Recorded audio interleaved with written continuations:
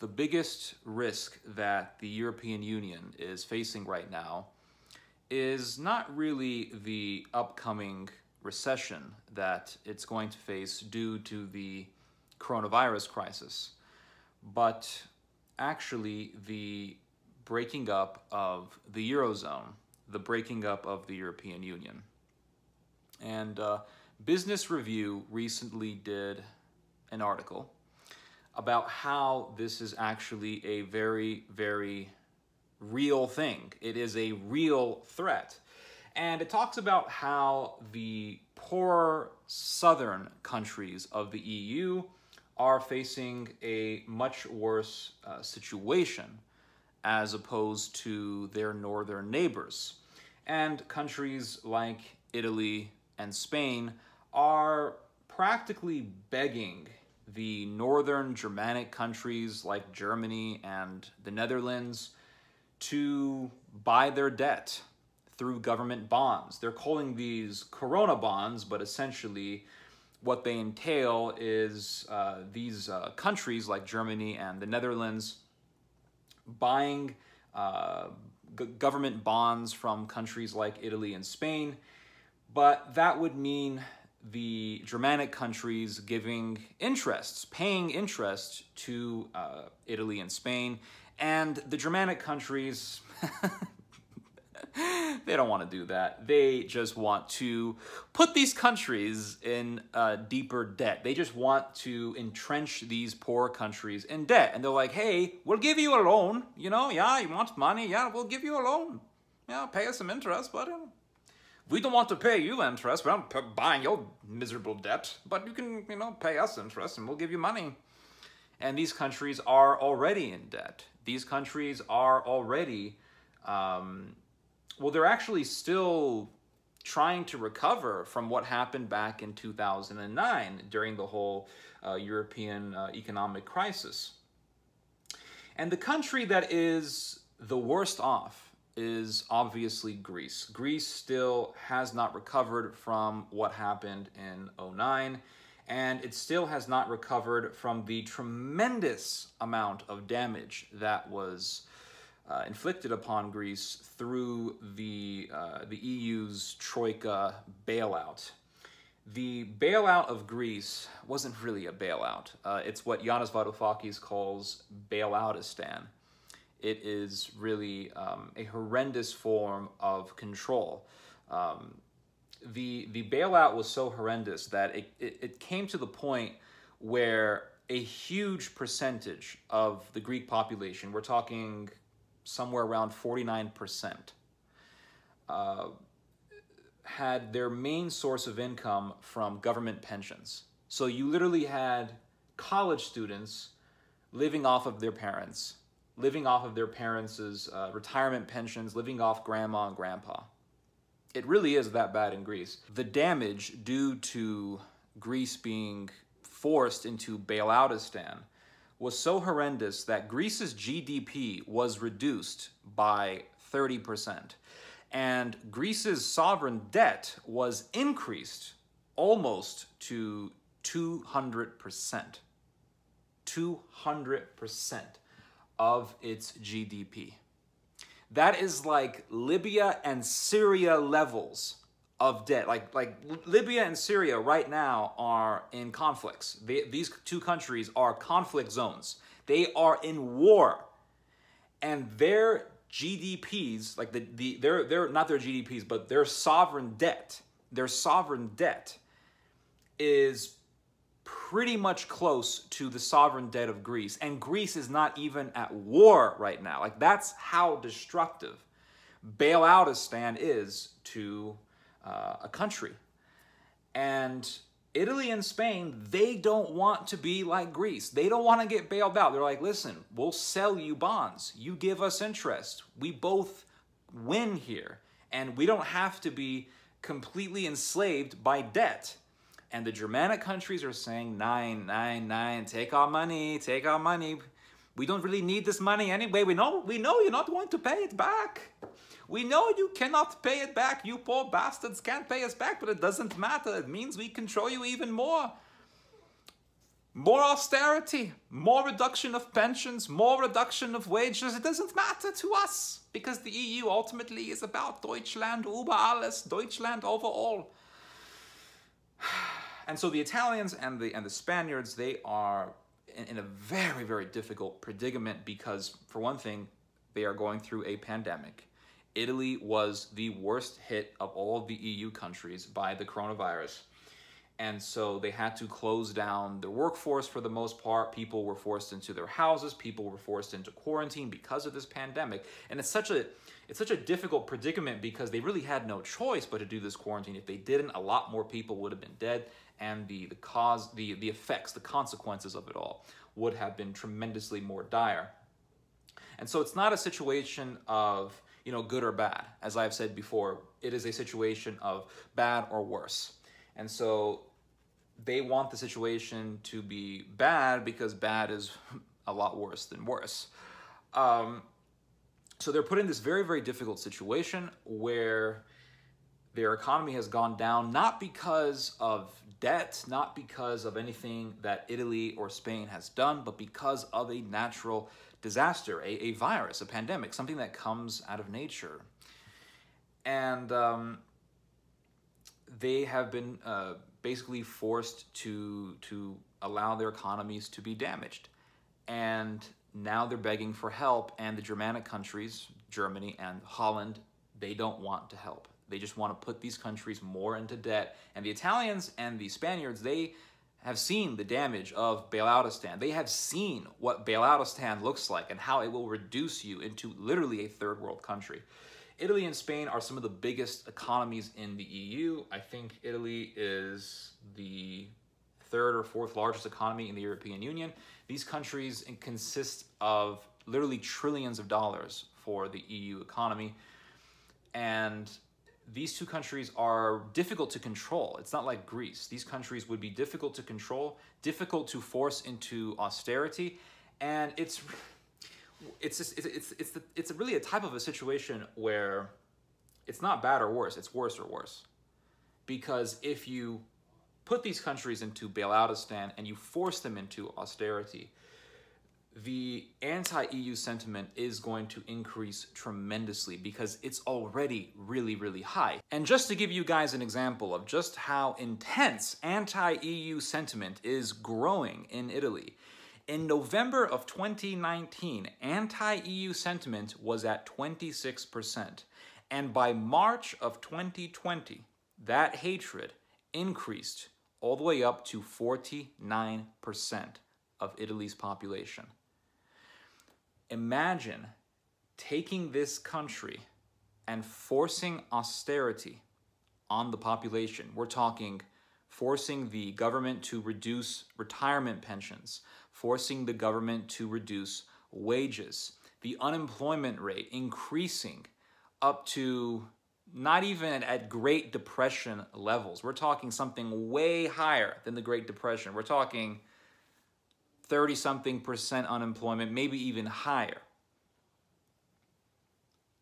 You think those people are going to love the EU? You think those people are going to be like, oh, we just love the EU because we just love solidarity and we just adore the idea of having Europeans gather together under one concept, under a singular set of ideas of solidarity, tolerance, and inclusivity. We just love that. No, these Italians are going to turn basically into skinheads overnight. It's going to be that bad. It's going to be horrendous. And you can listen to Italian skinhead music. There is one Italian skinhead band that's quite popular online. They call themselves Bronson.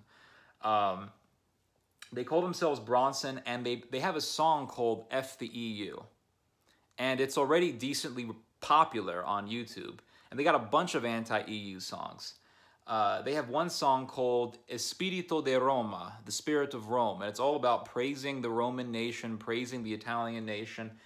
It's all about, you know, reverence of tribe and ethnocentrism and all that stuff, ethno-nationalism and all that stuff. And this band and this type of music, it already has a decent following in that country. Well, if you want more skinheads, if you want more neo-Nazis, if you want more fascism, if you want more people to look back at history and say, you know what, that Mussolini guy wasn't so bad, well, then bail out Italy, bail out Spain, and force these countries into austerity. If you do the same thing in Spain, you are going to see some very, very horrendous effects, because the Spanish economy would be diminished even more, and that means the wealthiest region in Spain, Catalonia, is going to have to foot the bill, as they say. It's going to get the butt of the debt. It's going to have the burden of the country's debt on its shoulders. That is going to increase an already extremely popular movement of separatism and regionalism that exists in that country. And you are also going to see a raging, extremely tenacious nationalist movement in that country. Right-wing parties like Vox are only going to become more and more popular. Now, if the EU simply says, we're not going to help you, and you're on this on your own kind of thing, well, these countries are going to become more and more favorable towards the idea of exiting the European Union. If the European Union bails out these countries and forces them into debt and enforces them into a state of austerity, these countries are going to want to leave the EU.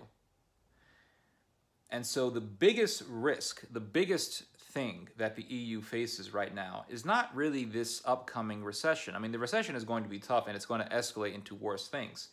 But that is not the big picture here. That's a detail. That's a tree of the forest, but it's not the whole forest. The biggest thing, ultimately, in the EU's future is maintaining its very existence and maintaining its cohesiveness. Now, what's another thing that we are currently witnessing? We are witnessing a global rebellion against American hegemony. The United States is an empire. I know that a lot of Americans get sensitive when somebody describes their country as an empire, but it really is an empire. It controls other countries. It controls the seas. It controls the seas more so than any empire in history. The Roman Empire has nothing on the American empire. No other empire has had control of the seas like the United States today. There's not a single export ship. There's not a single ship that's exporting products that the U.S. doesn't know about. And so the Americans are, I think, deliberately allowing major superpowers to break American fetters, to rebel against American hegemony. With Trump saying, hey, America first and all that stuff, other countries that are very wealthy, that are very technologically powerful, and have a huge capacity to becoming major empires again. These countries are taking what Trump has said, taking the actions of the U.S., taking situations like Brexit, and saying, hey, the Anglosphere is losing control. It's losing our respect, really. And so we really don't need the Americans. We can become militarily and technologically independent. And we have seen many different indications of this reality. So, for example, Turkey has been talking about how by, I want to say, the year 2027, they are going to be pretty highly technologically independent of the United States. The Germans have talked about how by also the year 2027, they are going to have a very seriously advanced, seriously upgraded Bundeswehr, or German armed forces. The Japanese have also talked about becoming militarily independent of the United States. Turkey, Japan, Germany, these three countries, and this is the reason why I focus on them so much, these three countries have the capacity for being very technologically and militarily independent of the American security umbrella. They really don't need the Americans. The Americans have helped them a lot, tremendously, but these three countries have taken American assistance, have taken American help, enough to the point that they can become huge superpowers on their own and can become militarily and technologically independent on their own. One of the biggest examples of, for example, Germany stirring up rebellion, denoting rebellion against American power, was last year, or actually I want to say about 2 years ago.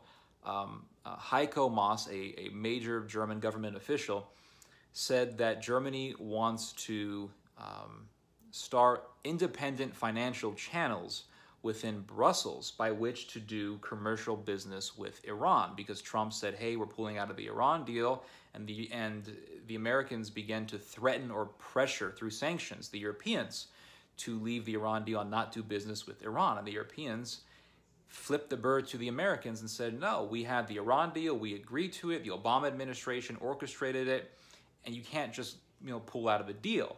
So the Germans are like, listen, Americans, we're going to do our own deals. You're not going to tell us what to do.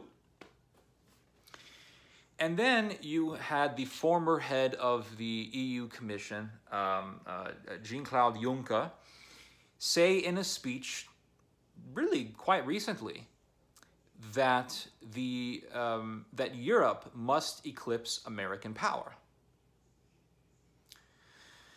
When you have a European bloc controlled by German money, controlled by the German government, really, saying to the Americans, we don't want you to control us anymore. In fact, we want to be superior to you.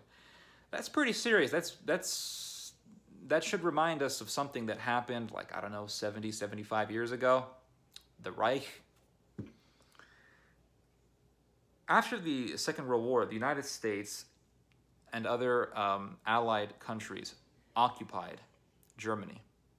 That occupation hasn't ended. There's a reason why Germany has one of the biggest U.S. military presence in the world. There's a reason why Germany has, one of the largest presence of American troops on Earth. It's because that country is still under American control, and the Americans, the reason why they put so many soldiers in Germany is to control that country. Think of the occupation of Iraq. We have the occupation of Germany, and it's still ongoing. Germans don't want that anymore. They don't want that anymore. They don't want America to tell what to do. Another big example of this is the Nord 2 pipeline. The Germans were the main financiers for the building of a natural gas pipeline connecting Germany with Russia, essentially doing major business with Russia. And it was a very economic decision, but at the same time, it was a major geopolitical strategy. Essentially, it's a decision that would further outcast countries like Poland and Ukraine, because Russia has to go through Poland and Ukraine to export natural gas to Germany. And this is one thing that gives Ukraine leverage over Russia, because Russia has to go through Ukraine and therefore has to pay Ukraine millions upon millions of dollars every single year, tens of millions. I want to say billions. And if Russia finds a way to get through Ukraine or to bypass Ukraine, well, Ukraine loses that leverage. And it's a major geopolitical strategy.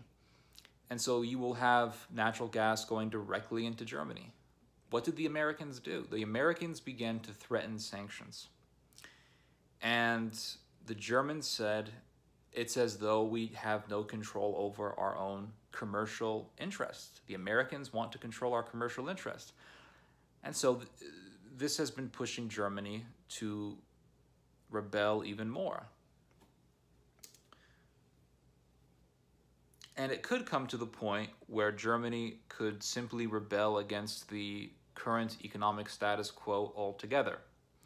What happened as a result of the global Great Depression of the late 20s and early 30s? one of the things that we saw was Germany leave the gold standard. By this time, Germany was under the control of the Nazis, and one of the things that the Nazis did was leave the gold standard. After the First World War, the Americans wanted everyone to be under the gold standard. The gold standard became superior to the British silver standard, or the sterling, the silver sterling. And so America became the currency power of the earth. And so Germany was put under the gold standard. In other words, Germany's currency was placed on the foundation of the American currency. The Nazis rebelled against America's currency domination.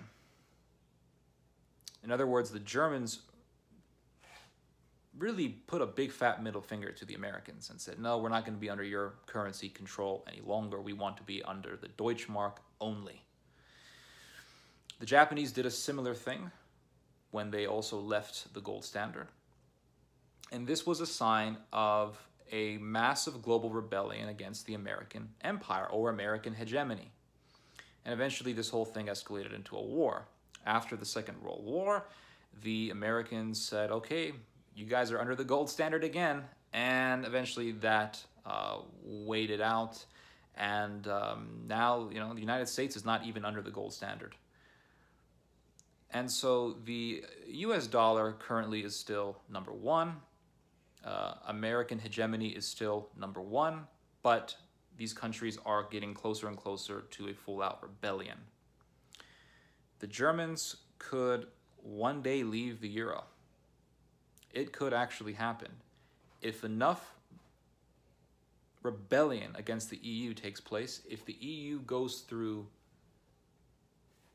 more and more into a crisis, if the EU gets deeper and deeper into a state of crisis, the Germans could just restart and say, you know what, we're leaving the euro, the end of the euro, to hell with the euro, we're going back to the Deutschmark, and all these other European countries, they can be left to dry and they can go back to their own local native currencies.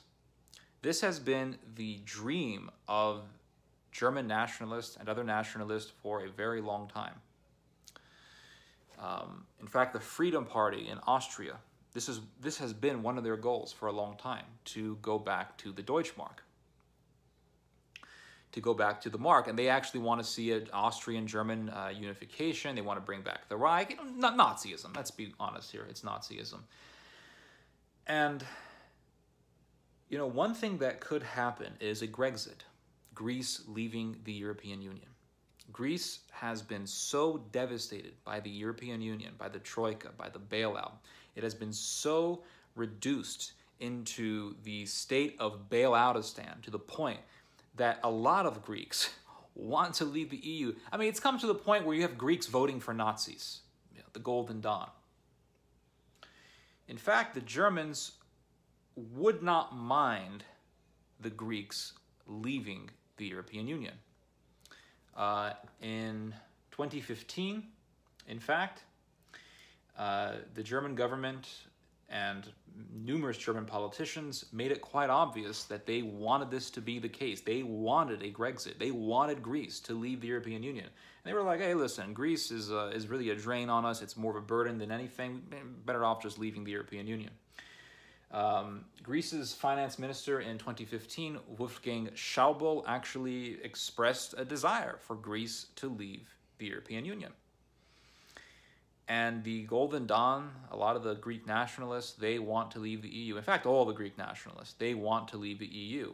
You also have a lot of hardcore leftists who also want to leave the European Union. Left-wing populists and things like that. And so let's say the Greeks leave the European Union. At that point, it's like, well, we lost Britain.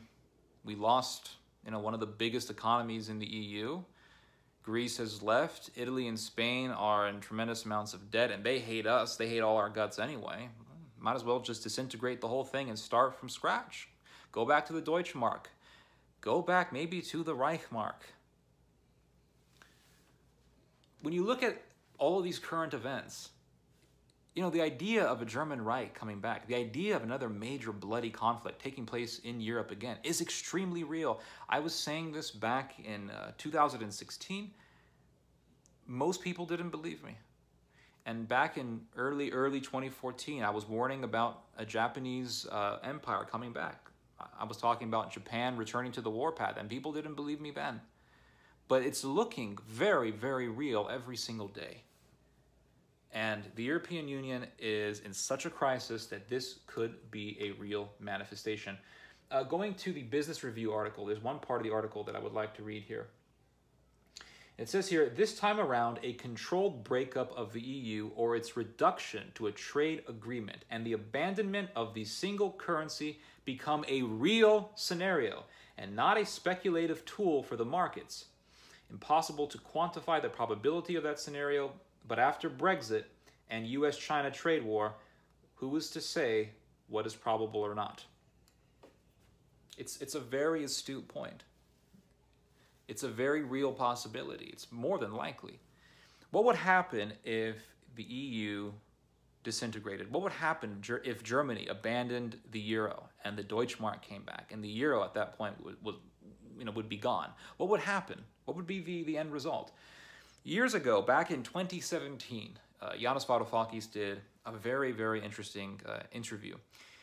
And it was one of those long, like hour-long interviews. And after the interview, somebody in the Q&A asked him, what would happen if the euro disappeared and European countries went back to their native currencies?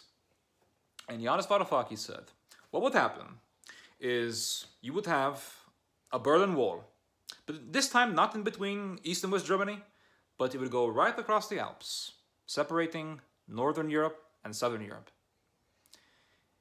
If Germany leaves the euro, if the euro is gone and the mark comes back, I'm not exaggerating, count the days. Count the days towards another European conflict. When something as big as a block of nations begins to fragment, war happens. We saw this with the Holy Roman Empire after Bohemia rebelled against the Habsburgs, against the Holy Roman Empire, and wanted independence. There was a war that broke out between the Holy Roman Empire and the Bohemians. And then eventually Norway got involved, Denmark got involved. Eventually all of the principalities of Germany got involved in a war.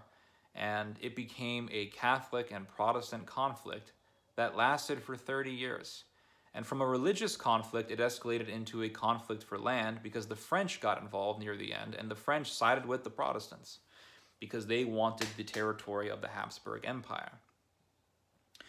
You look at what happened in the 1990s, because you'll say, well, the 30 Years' War, you know, that was hundreds and hundreds of years ago. Okay, let's talk about something in our own lifetime. 1990s, the Yugoslavian bloc, the Balkan bloc of all these Balkan countries, you know, Serbia, Bosnia, Albania, Croatia, these countries began to split. Slovenia was the first country to break away from Yugoslavia.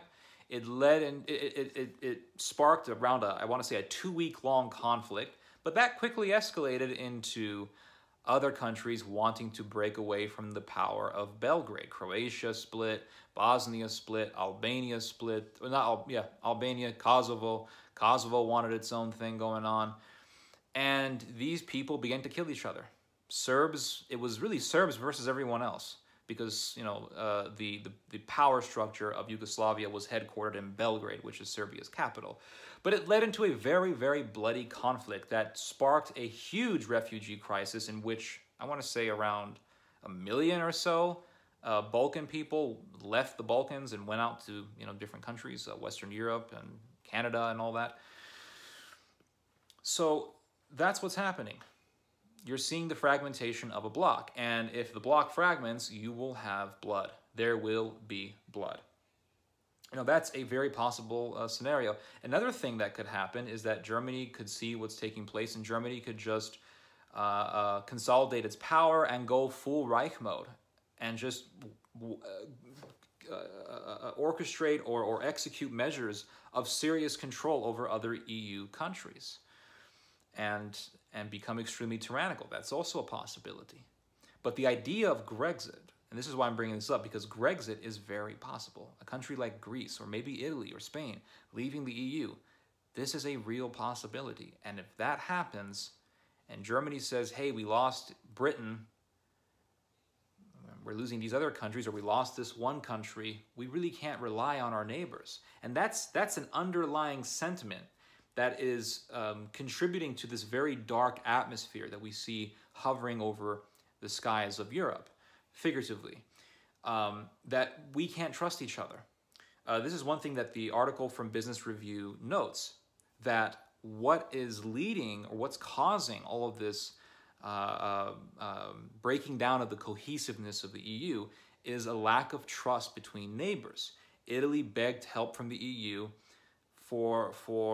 to help them in a crisis that wasn't caused by Italy. It was caused by a virus. And Italy is like, hey, we didn't, it's not like we're begging you for money it's not like we begged you for money that caused a debt crisis. It's not like we caused the financial crisis. We are simply asking you for help because of this natural disaster of a virus, of a pandemic.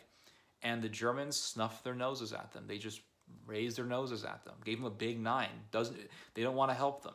Even in the transportation of medical supplies, Italy got more help from China than it did from the European Union. Why do you think anti-EU sentiment is at an all-time high right now? It's basically 50% of Italy hates the European Union. And that's only going to get bigger. So Italy's like, we can't rely on you. And so if Italy wants to leave, or if Greece wants to leave, or if Spain wants to leave, and one of these countries leaves, then the Germans are going to say, hey, we really can't rely on this whole EU thing. That's going to lead to more disunity. It's going to lead to a breakdown of cohesiveness. And eventually the Germans are going to have to turn away from the power of money and towards the power of the gun. It's going to be, Germany is going to switch from being, it's going to switch from controlling Europe through money towards the strategy of controlling countries through military strength. After Brexit, the idea of German militarism, the idea of Germany increasing and advancing the capacity of her military became a very ubiquitous topic within the German government. A lot of German think tanks have been talking about Germany becoming militarily independent, becoming more militarily powerful. That was a result of Brexit.